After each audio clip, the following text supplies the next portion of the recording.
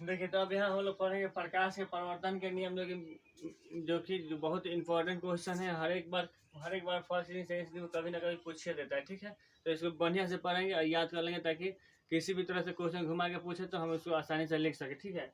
क्या है प्रकाश के परिवर्तन का नियम, क्या है क्वेश्चन कहते हैं कि प्रकाश के परिवर्तन का नियम क्या है, प्रकाश के परिवर्तन के नियम से आप क्या समझते हैं, ठीक है। ये मोस्ट इंपॉर्टेंट है, MVVI है, ठीक है, MVVI है, ठीक है। 5 स्टार बोला जाए तो उससे भी कहीं जाते हैं, ठीक है। यानी ये जो है आपका कुछ क्वेश्चन है मोस्ट इंपॉर्टेंट है, इसलिए इसको आप अच्छा से याद कीजिए ताकि एग्जाम में सही से आप लिख सके, ठीक है। चलिए तो देखते हैं पहला नियम जो है लिखेंगे। ऑब्जेक्टिव में ऐसे भी पूछ सकते हैं प्रकाश के परिवर्तन के कितने नियम है, तो ऑप्शन में रहेगा दो, तो दो को टिक आउट कर दीजिएगा, ठीक है। अब चलिए यहाँ पर हम देखते हैं फर्स्ट लॉ, पहला नियम जो है, पहला नियम जो है, पहला नियम, ठीक है।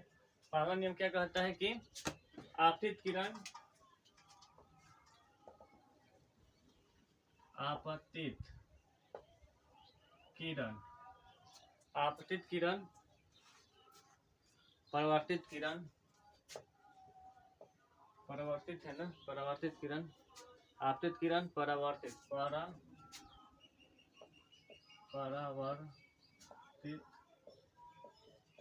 किरण तथा आपतन बिंदु पर डाला गया अभिलंब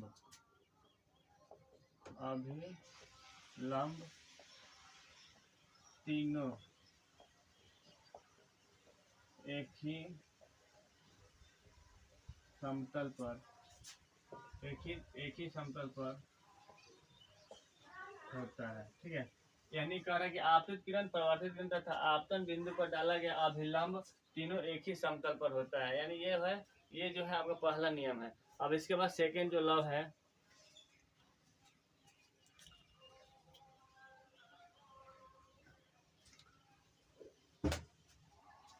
इसके बाद दूसरा जो नियम है, ये जो है आपतित किरण है, आपतन कौन है I, ये जो है परिवर्तन कौन है R। यानी दूसरा जो नियम है यहाँ पर लिखेंगे कि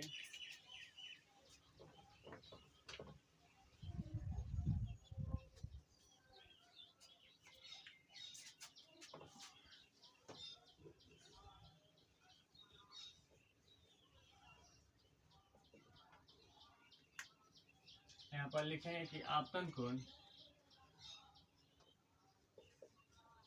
परावर्तन कोण के बराबर होता है। परावर्तन आपतन कोण जो है परावर्तन कोण के, आपतन कोण परावर्तन कोण के बराबर होता है, समझ में आया। आपतन कोण परावर्तन कोण के बराबर होता है, यानी कोण I जो है कोण R के क्या होगा, पैरेलल होगा, बराबर होगा। ये हुआ प्रकाश के परिवर्तन का नियम जो मोस्ट इंपॉर्टेंट है, ठीक है। एग्जाम में आता ही है और आता ही रहेगा, ठीक है। तो इसको अच्छा से आप याद कीजिए, पढ़िए, और याद रटने की कोई जरूरत नहीं। देखिए फोटो जो सामने रखा हुआ है, फोटो के जरिए सब डिफिनेशन को हमने लिखा है, ठीक है। और आप भी इसी तरह फोटो बनाकर अपने से एक बार लिख लीजिए, रिवाइज कीजिए, रिवाइज कर लीजिए, तो आराम से आप किसी परिभाषा को लिख सकते हैं। फिजिक्स ऐसा सब्जेक्ट है जो आप फोटो से पूरा उसके थ्योरी को लिख सकते हैं। जैसे गाय खड़ी है और गाय को देखकर लिखना है, उसी तरह फिजिक्स है। यानी पहले फोटो बना लीजिए, उसके बाद उसके बारे में सब कुछ लिख दीजिएगा। चलिए दैट्स ऑल।